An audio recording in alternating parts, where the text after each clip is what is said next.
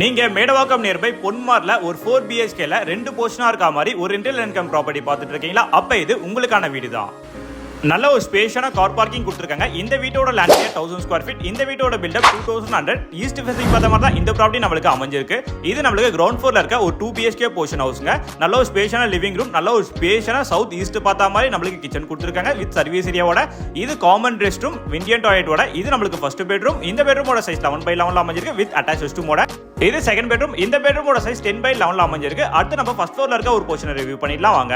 First ஃப்ளோரை பொறுத்த வரைக்கும் நல்ல ஒரு ஸ்பேஷியஸான பால்கனி. கீழே கார் பார்க்கிங் பார்த்தோம் பாத்தீங்களா, அந்த ஸ்பேஸ்க்கு மேல ஃபுல்லாவே நம்மளுக்கு பால்கனி செட்டப் நார்த் ஈஸ்ட் பார்த்த மாதிரி அமைஞ்சிருக்குங்க. மேல இருக்க வீடும் ஈஸ்ட் ஃபேசிங் பார்த்த மாதிரி தான் அமைஞ்சிருக்குங்க. நல்ல ஒரு ஸ்பேஷியஸான லிவிங் ரூம் கொடுத்துருக்காங்க. நல்ல ஒரு ஸ்பேஷியஸான கிச்சன் ஈஸ்ட் ஃபேசிங் பார்த்த மாதிரி அமைஞ்சிருக்கு. அது 100% வாஸ்து கம்ப்ளீட் பண்ணிருக்காங்க. இது ஒரு காமன் ரெஸ்ட் ரூம். இது நம்மளுக்கு ஃபர்ஸ்ட் பெட்ரூம். இந்த பெட்ரூமோட சைஸ் 10x11 அமைஞ்சிருக்கு வித் அட்டாச் ரெஸ்ட் ரூமோட. இந்த வீட்டுக்கு ஓனரோட ஆஸ்கிங் 78 lakhs.